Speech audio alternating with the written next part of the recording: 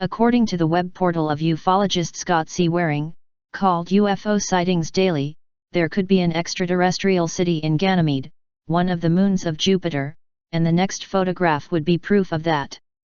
Waring states on its website that this black dome city is located on one of Jupiter's moons. Precisely on the moon Ganymede, in the so-called Kenso crater, but clearly it is not a crater, but a semi-transparent vaulted city, says Scott. Like the black eyelids of gray extraterrestrials, this material is made in this way to allow some light to pass, but to filter the dangerous radiation from the Sun and the universe. In addition, it may have been created by the Greys themselves. According to scientists, there are relatively good chances that Ganymede will harbor life, since it is one of the moons that has the largest ocean in the solar system. If it were not for the fact that this celestial body is clearly a satellite of the planet Jupiter, it could pass perfectly as a planet because of its large size. In fact, with its more than 5,200 kilometers in diameter, Ganymede is even larger than Mercury and only a little smaller than Mars.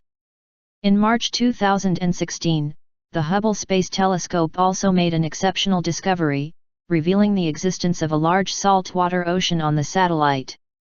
And, as far as we know, the presence of liquid water is vital when it comes to looking for extraterrestrial life. Scientists are excited about what they could find there.